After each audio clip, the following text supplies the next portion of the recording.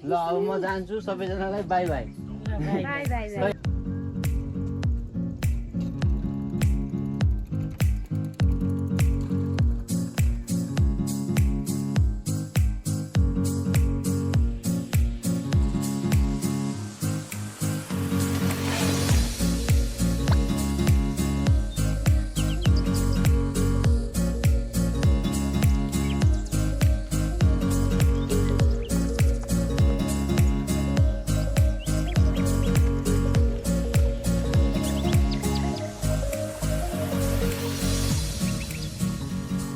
हिँडेँ म अब मन त मेरो यहाँबाट यता राइट बुटोलतिर जानुपर्ने थियो तर अब धेरै कुराहरूले गर्दाखेरि मलाई चाहिँ अहिले फेरि फर्केर पोखरा नै जानुपर्ने भयो लगभग 5-7 दिन चाहिँ म गाउँमै भुलेँ अनि आज चाहिँ म जाँदैछु त्यही हो निस्किसकेको छु बाटो लामो छ तर अवश्य पुगिन्छ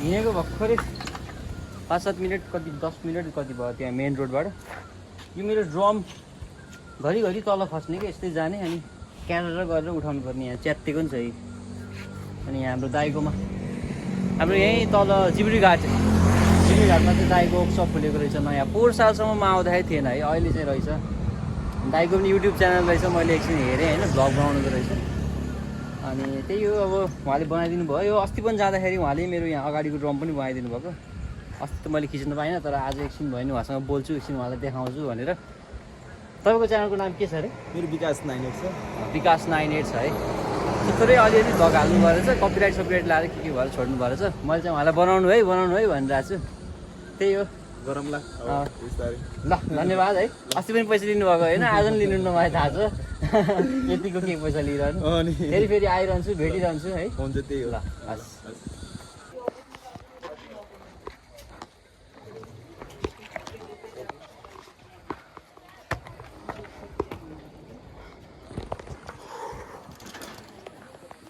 लगभग 8-9 किलोमिटर चाहिँ मैले फिच रोड पार गरेर फेरि म अहिले चाहिँ कैयाको पुलमा आइपुगेको छु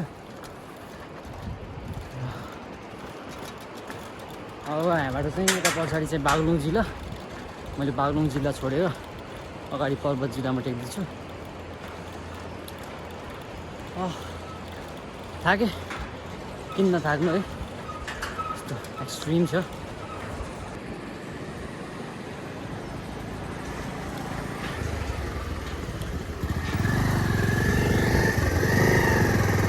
जानु त हजुर म जान्छु त जानु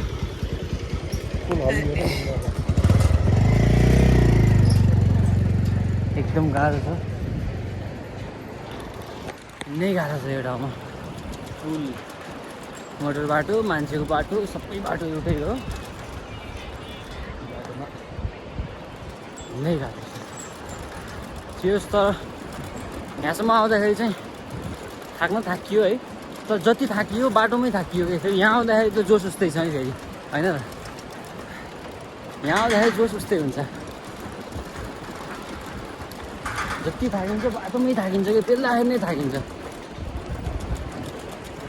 यस्तो ठाउँमा म हात समातेर मोबाइलले ब्लग गरिरहेको छु तल हेर्नु जाने यस्तो छ फेरि ख्यास पुतली भयो भने फेरि गइहाल्यो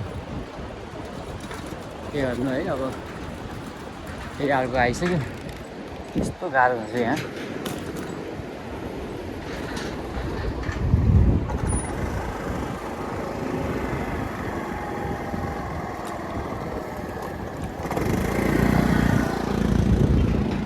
एउटा जानु पाएन फेरि उताबाट अर्को आउँदै रहेछ त्यस्तै छ यो पुलमा गाह्रो हुन्छ एकदमै अब पारि नै गर्छु कुरा गरौँ हामी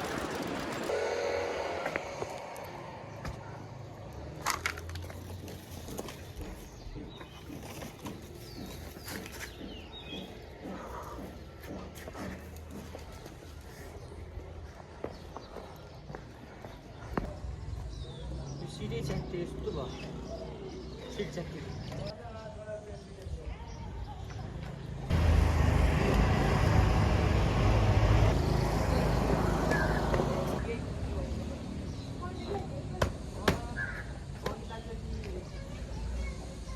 टु गो।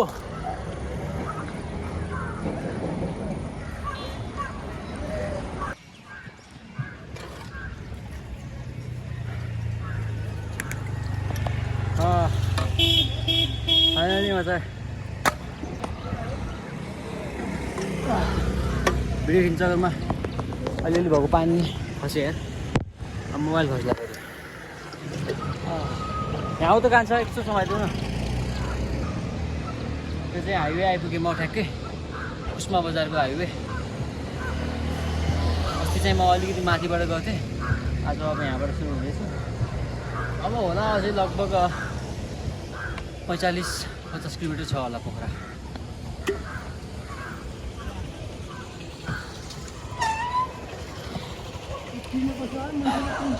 त्यही हो, अघि बढ्दै जाने हो, कहाँसम्म पुगिन्छ। सकेसम्म त बेलुकासम्म म पुग्छु भन्ने आश छ। हेरौँ, केही लागेन भने चाहिँ म फेरि गाडीमा हालेर पनि चलिदिन्छु। म त्यस्तो एक्सट्रिम चाहिँ होइन। त्यही हो, अहिलेसम्म त केही भएको छैन। अहिलेसम्म हेल्थ कन्डिसन नि ठिक छ, सब कुरा राम्रो छ। अलिअलि थाकेछु, तर जति थाकेछु साइकल चलाउँदाखेरि मात्रै थाकेछु। साइकल रोक्दाखेरि चाहिँ जोस फेरि त्यत्तिकै छ है, थाकेको छैन।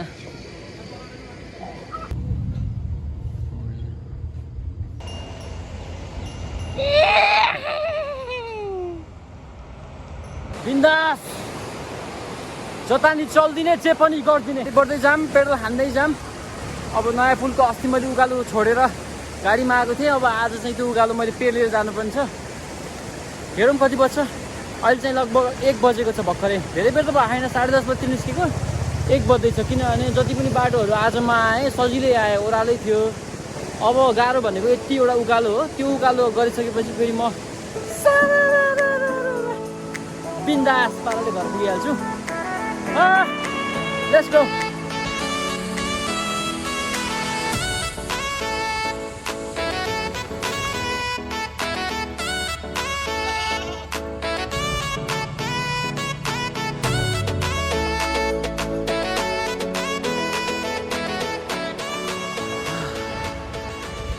लास्टै थाकियो यार। मैले के विचार गरेँ भने एकछिन यहाँ बसेर काँक्रो खानु पऱ्यो क्या। काँक्रो खानु पऱ्यो, काँक्रो खान्जेल अलिकति शरीरलाई पनि तागत आउँछ। त्यसपछि माथि जाने विचारमा चाहिँ मैले सोचिरहेको छु अब गाडीमै चढेर जान्छु म। किनभने यहाँसम्म पेल्दै आउँदाखेरि नि बहुत गाह्रो भयो। यो उकालो छ, अब यही उकालो कन्टिन्यू यस्तै उकालो कति किलोमिटर छ मलाई पनि थाहा छैन, 12-13 कति किलोमिटर छ त्यो। अहिले मलाई त्यस्तो पेलेर जान इच्छा पनि लागेन। म जाँदा पनि जान्न। अब म अलिअलि गर्छु, काँक्रो खान्छु, अनि गाडी आउँछ, गाडीमा साइड चढाएर अनि माथि।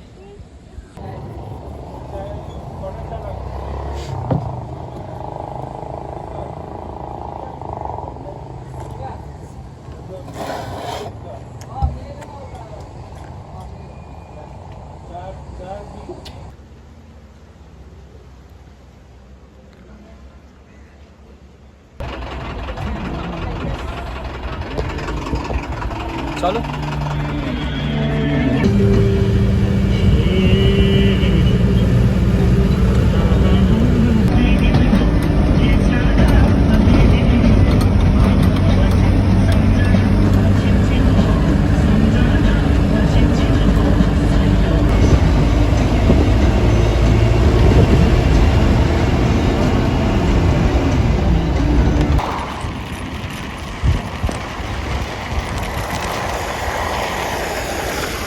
गाडीबाट झरेर फेरि यात्रा सुरु भइसकेको छ। म चाहिँ यहाँ नलडामा झरेँ। मलाई चाहिँ विचार के थियो भने यता यो सराङकोटको बाटोबाट जान मन थियो, तर के भइदियो भन्दाखेरि त्यताको बाटो पनि एकछिन उकालो पेल्नुपर्छ क्या। अनि एकछिन उकालो पेलेर अनि अलि अगाडि गएपछि बल्ल ओह्रालो सुरु हुन्छ। मलाई उकालो पेल्नै मन लागेन, किनभने पानी पनि पर्न लाग्छ।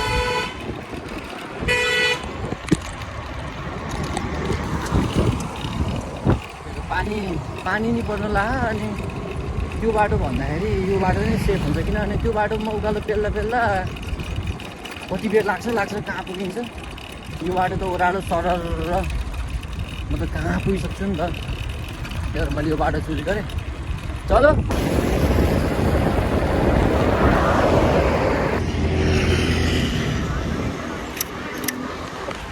म यस्तो फास्ट आएँ नि, यस्तो फास्ट आएँ कि म यहाँ मिलन चोक भन्ने ठाउँमा आइसकेको छु होइन। यो ठाउँ चाहिँ त्यहाँ नलबाट त होला यार, कमसेकम 8-10 किलोमिटर त खै होला यार। अब तपाईँ धेरै छ, अब त कति होला र 10 किलोमिटर, अब जम्मा 10 किलोमिटर बाँकी छ है। अरू त त्यस्तै हो, तर पानी नपरिदियो हुन्थ्यो भन्ने छ। पानी परेको एकदम गाह्रो हुन्छ मलाई। हेलो,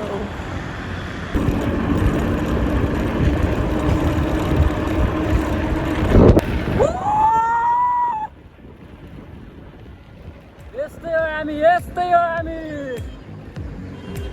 पोखरा अब मात्र 7 किलोमिटर,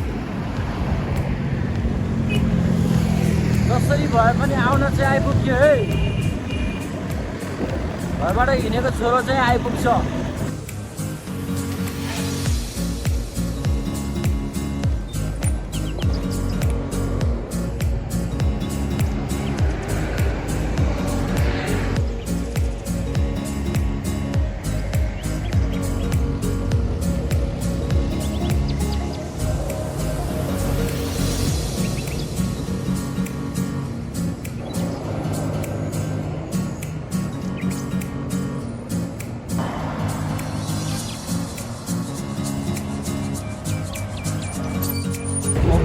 Cero, cero, मोहकिएको सेरो फेरो, जहाँ जहाँ मलाई आफ्नै लाग्छ यो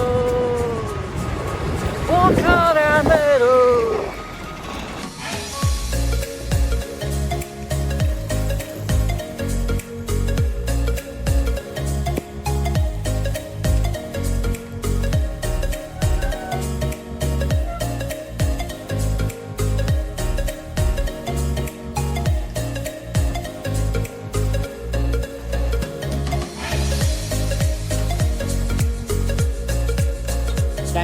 टाइम चेक यति बेला साँझको ठिक 17:17 भएको छ, यानि कि 5:17 र शङ्कर आइपुगेको छ आफ्नो घर। या म आइपुगेँ म गाइज, फाइनली आइपुग्यो। सबैजनालाई माया छ धेरै धेरै।